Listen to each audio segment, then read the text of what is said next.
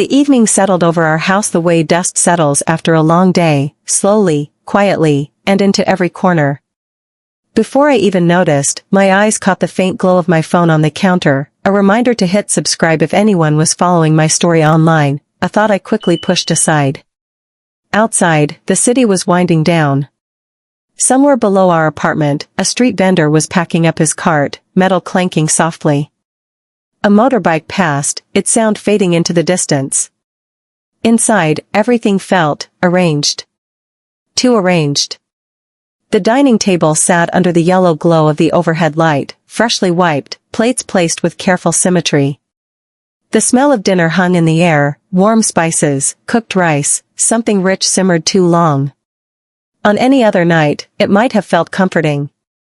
That night, it felt staged. My stepmom moved around the kitchen with an energy that didn't quite match her smile. She hummed softly, the same tune she always did when guests were over, even though there were no guests, just us. Her bangles clinked as she stirred the pot, and every so often she glanced toward the table, toward me, as if checking that I was still there.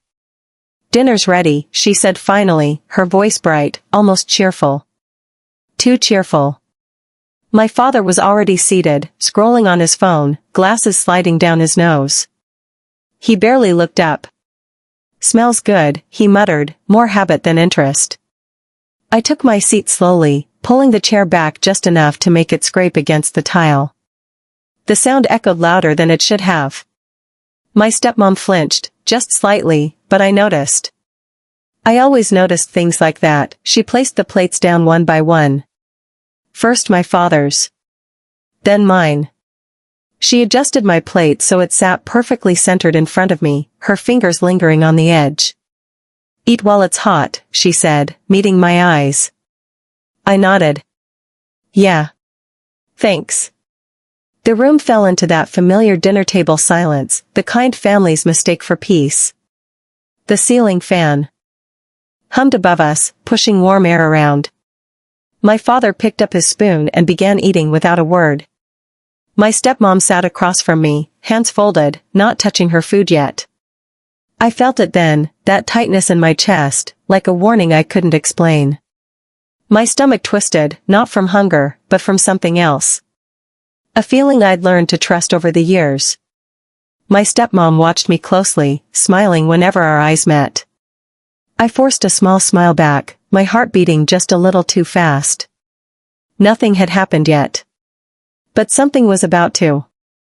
The clink of cutlery against ceramic echoed louder than usual, or maybe it was just my imagination. I watched my stepmom across the table, her hands neatly folded on her lap, and something about the way she moved made my stomach tighten. She kept glancing at my plate, those dark eyes narrowing ever so slightly each time I lifted my spoon. It wasn't the curiosity of a mother or someone caring, it was something else. Calculated. Watching. Waiting. "Don't let it get cold," she said suddenly, her voice soft, almost sugary, like syrup coating every word. She smiled at me in that way she always did when she wanted something, but what could she possibly want right now? I felt a shiver crawl up my spine. I forced myself to take a bite, careful to chew slowly, letting the flavors hit my tongue. The curry was rich, spiced with cumin and turmeric, but beneath it, something lingered, something faint, metallic. I swallowed quickly, forcing my stomach to ignore it. Maybe I was overthinking. Maybe it was just the overcooked spices. "Careful, it's hot," she added, leaning just slightly forward, her eyes trained on me as if she could read every thought in my mind. I noticed her hands trembling a fraction when she picked up her own spoon, though she covered it with the delicate bangles on her wrist. My heart started hammering in my chest. Something wasn't right. She had always been precise, controlling even, but tonight there was a tension behind her smile I hadn't seen before. A quiet insistence, like she was testing me, or daring me. I tried to focus on my father, but he barely noticed anything. He shoveled the food in mechanically, occasionally muttering something about his day at work. The soft hum of the ceiling fan above seemed to amplify the subtle thrum of anxiety in the room, the warm air doing nothing to ease the sudden chill creeping down my spine. She reached out suddenly, just enough to adjust the angle of my plate, aligning it perfectly as if it mattered more than the food itself. "There, perfect," she whispered, and I felt a knot tighten in my stomach. She lingered over my plate for a heartbeat longer than necessary, eyes meeting mine with a faint, unreadable expression. I tried to smile, tried to act normal, but the unease had taken root. The warmth of the kitchen, the comforting smell of spices, it all felt poisoned now, shadowed by her gaze. I could feel my trust starting to crack, like a thin pane of glass bending under too much pressure. Somewhere deep down, I knew I had to pay attention. Something was off. Something dangerous. And I had no idea just how close it already was. The smell hit me first. It wasn't strong, just a faint, bitter edge beneath the familiar warmth of spices. Like something sharp trying to hide behind cumin and garlic. I paused with the spoon halfway to my mouth, my fingers tightening around the handle. The room felt suddenly too quiet, the hum of the ceiling fan stretching into a low, uneasy drone. I told myself I was imagining it. Hunger does strange things. Fear does worse. I took the smallest bite, barely enough to taste. The food touched my tongue and my heart dropped. There it was again, that strange flavor. Not rotten. Not burnt. Chemical. Clean in a way food should never be clean. My pulse spiked, I kept my face neutral, forcing my jaw to move, my throat to swallow. The bite slid down, heavy and wrong, like a stone sinking in water. A wave of heat rolled through my chest, followed by a light dizziness that made the edges of the room blur for half a second. No. No, no, no. Memories rushed in all at once, uninvited. Her quiet comments over the years. The way she always corrected me, never loudly, never where my father could hear. "You're too sensitive. You remember things wrong." The times my things went missing, the moments she smiled when I was blamed for problems I didn't cause. The constant pressure to stay silent, to stay small. This wasn't sudden, this was planned. My fingers curled under the table, nails digging into my palm. I focused on breathing slowly, evenly. In through my nose. Out through my mouth.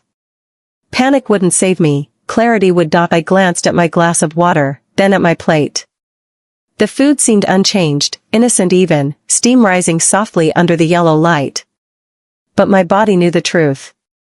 A faint heaviness was settling behind my eyes, like sleep trying to drag me under before I was ready. She drugged it. The thought landed with terrifying calm. I didn't look at her. I couldn't, not yet. Instead, I listened. The city outside carried on as usual. A car horn in the distance. Someone laughing on a balcony. Life moving forward, unaware that mine had just tilted on its axis. I realized then how alert I felt. Fear had sharpened everything, the sounds, the smells, the tiny movements around me. My stepmom's spoon still hadn't touched her food. She was waiting. That was the final confirmation. A strange steadiness filled me, cutting through the fear like a blade. I understood what was happening. I understood what I had to do next. And I knew I had only moments to decide how badly I wanted to survive. Time didn't stop, but it stretched. Every second felt thick, heavy, like wading through warm water. I lowered my gaze to my plate and forced my shoulders to relax, copying the posture of someone who had nothing to fear. My stepmom watched me closely, her chin resting lightly on her hand, eyes sharp behind that gentle smile. "Eat," she said again, softly. Not a request. A reminder. I nodded and lifted my spoon, letting it hover just long enough to look convincing. My heart was pounding so hard I was sure she could hear it. I focused on small details to stay steady, the faint crack in the wall near the window, the distant call to prayer echoing between buildings, the rhythmic creak of the ceiling fan turning above us. Normal sounds. Normal life. I clung to them. Inside my head, thoughts raced with terrifying clarity. She's waiting for it to work. Don't rush. Don't show anything. I pretended to take another bite, letting the spoon touch my lips without really tasting. Then I coughed lightly, as if the spice had caught in my throat. "Sorry," I muttered, reaching for my glass of water. That was when she shifted. She turned her head just slightly, glancing toward the kitchen, maybe at a sound, maybe at nothing at all. It wasn't more than a heartbeat. But it was enough. My body moved before doubt could stop it. I slid my plate forward, smooth and quiet, the ceramic barely whispering against the table. At the same time, I pulled hers toward me, aligning it perfectly where mine had been. My hands didn't shake. I don't know how, but they didn't. Years of staying invisible had taught me how to move without being noticed. By the time she looked back, it was done. "There," she said, unaware, smiling again. "That's better. You weren't eating properly." I swallowed, my throat dry. "Yeah," I replied. "I'm trying." She finally picked up her spoon. The sound of metal dipping into the food rang in my ears like a warning bell. I watched her closely now, every movement burned into my memory. She took a bite, then another, chatting casually about the neighbor's dog, about rising prices, about nothing at all. I nodded at the right moments, my pulse roaring in my ears. A strange calm settled over me, not peace, but resolve. Whatever happened next was out of my hands now. I had chosen action over fear, survival over obedience. As she lifted her spoon again, I leaned back slightly in my chair, my breath shallow but controlled. The decision had been made. Now, all I could do was wait, and watch. The room fell into silence again, heavier this time, thicker than before. Every sound, the scrape of a spoon against the plate, the faint hum of the ceiling fan, even the soft creak of the floorboards, felt amplified. My eyes stayed fixed on my stepmom as she lifted her spoon, bringing it slowly to her lips, her movements deliberate, almost ceremonious. I tried to act casual, as if I were just another family member at dinner. But my chest felt tight, my fingers curled around the edge of the table, knuckles white. Each bite she took made my stomach twist, a gnawing mix of fear and anticipation that refused to settle. My father chewed mechanically, occasionally glancing at his phone, barely noticing the tension in the room. "Pass the water, will you?" he murmured, and I reached across, careful not to let my hands shake. The glass slid across the table with a muted thud. My stepmom's eyes flicked to me for a fraction of a second, and I forced a neutral smile. I counted her bites silently in my head, 1, 2, 3, trying to convince myself it was just dinner. But the way she moved, the slight tremor in her hand as she lifted the spoon, the faint sheen on her forehead, I knew something had changed. Her smile was still there, but it had lost its warmth. It was too controlled, too precise. Like she was trying to maintain a mask she hadn't fully rehearsed. The aroma of the curry hung in the air, rich and deceptively comforting. Outside, the city hummed softly. I could hear a distant car horn, someone calling out a greeting, life continuing in the world beyond these walls. But inside, time had slowed. Every second stretched longer, every motion held weight, every breath mattered. I chewed carefully, pretending to taste my food, though my mind was elsewhere, scanning for signs, for any hint of what would happen next. My eyes followed her every motion, the way she paused slightly after each bite, the almost imperceptible wince when she swallowed, the subtle shifting of her weight in the chair. I told myself I had to stay calm. To think. To watch. To wait. Survival was no longer about moving or speaking, it was about reading her, anticipating, measuring the consequences of each action. The longer the silence stretched, the more aware I became of the invisible battle at this table. Each spoonful she lifted, each bite she swallowed, was a test. And I had to pass mine, without showing even a flicker of fear. All at once, the realization hit me, the moment of truth wasn't coming, it was here. And I had to be ready for whatever would follow. She froze mid-bite, the spoon hovering in the air as if time itself had caught her. Her lips parted slightly, and a faint tremor ran through her hands. I watched carefully, my own breathing shallow, muscles coiled like springs. The faint aroma of spices was still there, comforting to anyone else, but now, It felt like a trap, a mask she could no longer maintain. Her eyes, once sharp and calculating, flickered with uncertainty. I don't, what's happening, she whispered, voice catching. Her perfect composure cracked in ways I had only glimpsed in fleeting moments before, like shadows in a photograph, just enough to know the truth was finally surfacing. My father looked up at the sound, frowning. What is it? Are you okay? He leaned back in his chair, tilting his head, a mix of confusion and sudden concern breaking through his usual indifference. She tried to respond, to compose herself, but her hands shook, the bangles clinking against the plate as if each note announced her guilt. She sat up straighter, then slumped slightly, dizziness making her sway. Her confident mask, the one that had hidden months of manipulation and quiet cruelty, was gone. I don't feel well, she said, voice trembling now, faint panic creeping in. Something's wrong, her words were clipped, uneven. The room seemed smaller somehow, the yellow glow of the light above sharp and accusing. I leaned slightly forward, calm now in contrast to the storm unraveling across the table. Every detail of her panic was etched into my mind, the way her hands fumbled for the glass of water, the subtle nausea that made her swallow hard, the quick glances she cast at me as if seeking an explanation she couldn't find. It was time. The truth had revealed itself without a single accusation from my lips. The plates, the careful swap, the survival instinct, it had worked. Justice, quiet but absolute, had begun its course. My father's gaze shifted between us, suspicion dawning. What happened? He asked again, sharper this time. His phone and newspaper abandoned, he was finally alert, forced to confront what he had ignored for so long. She coughed, reaching for the napkin, her eyes darting around the table, finally landing on mine. In that moment, her fear spoke louder than any words could. She knew. She knew what I had done.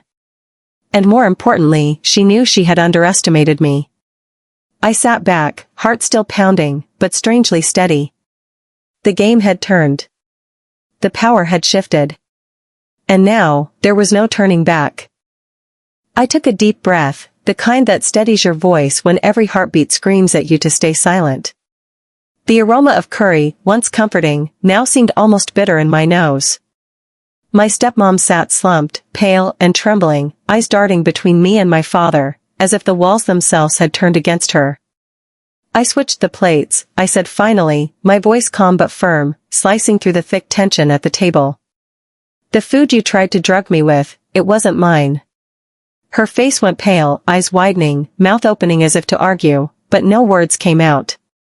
A strangled cough escaped her, her hands shaking against the table. For the first time, the mask she had worn so carefully for months, or maybe years, was gone entirely. My father froze, spoon halfway to his mouth. He blinked at me, then at her, and finally around the room as if seeing everything for the first time. What are you saying? His voice was low, incredulous, but there was a sharp edge to it now. The kind of edge that comes from realizing you've ignored something obvious for far too long. You tried to poison me, I continued, swallowing the lump in my throat, forcing the words out. I don't know why, but I'm not stupid. I noticed, the smell, the taste, everything. So I swapped our plates when you weren't looking. And now, my gaze held hers. Now you see what happens when you underestimate me. Her lips trembled. I didn't mean. You didn't mean? I interrupted softly, but firmly. You wanted me out. You wanted control. And for the first time, you weren't careful enough.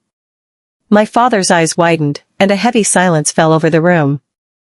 The city outside hummed quietly, unaware of the storm inside our apartment.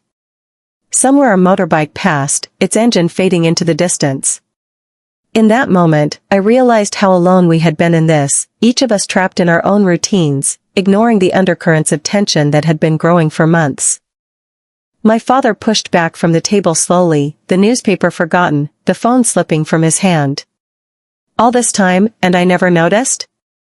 His voice cracked with disbelief, shame, and anger all tangled together. Yes, I said simply, my voice steady. But it's okay. I'm alive. I made sure of that. For the first time in years, the room felt real. Not calm, not staged. Real. The truth hung in the air, heavy and undeniable. My stepmom looked down at her plate, finally silent, the weight of her actions pressing down on her.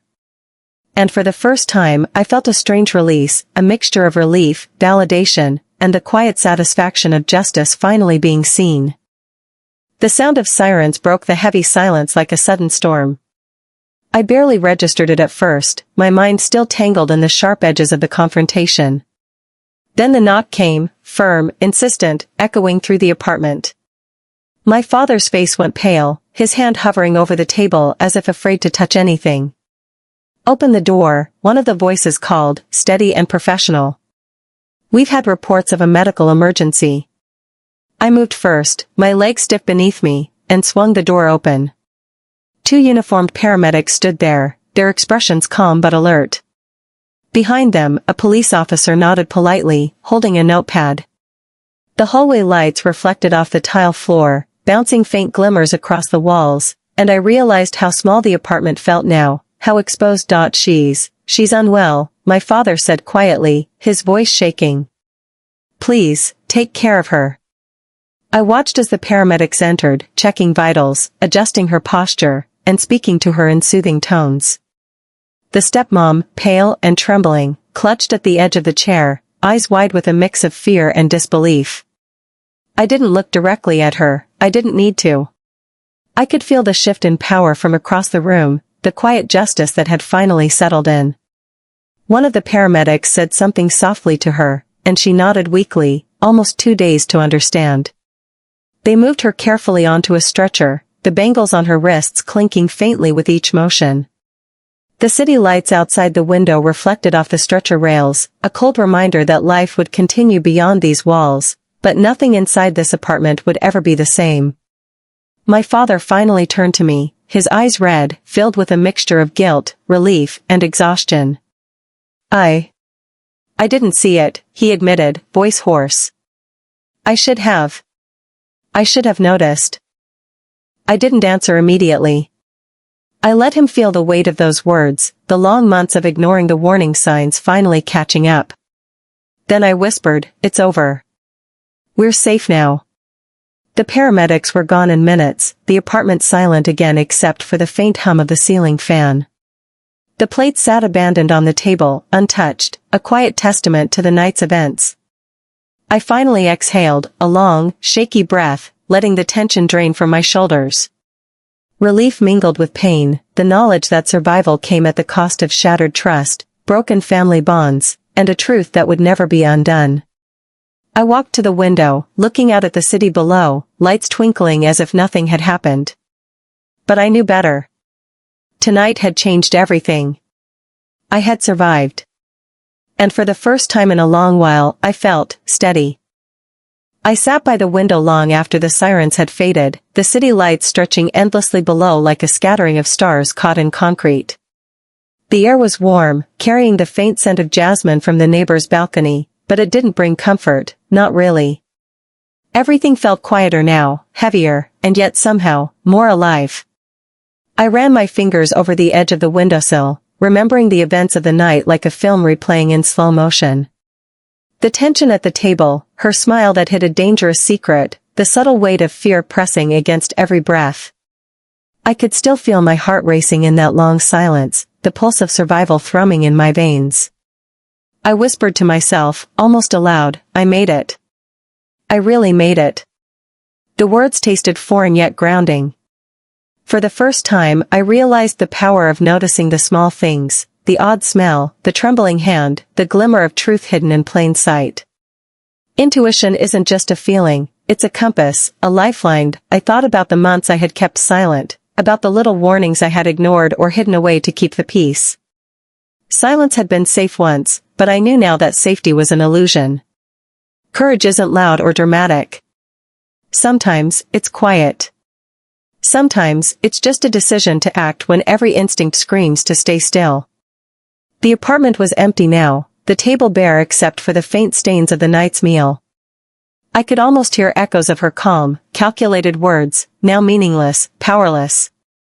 And yet, I didn't feel hatred, not entirely. I felt awareness, clarity, and a strange, hard-won strength. Life wouldn't be the same again.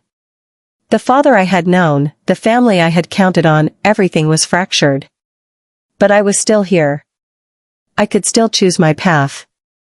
And that was everything. I closed my eyes for a moment, letting the quiet wash over me. The city below continued its restless rhythm, unaware of the battles waged behind closed doors.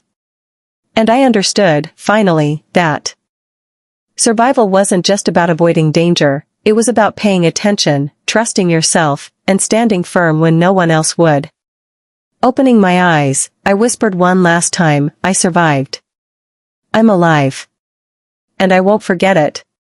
Outside, a soft breeze brushed against the window, carrying with it the scent of possibility, of a life rebuilt, one careful step at a time.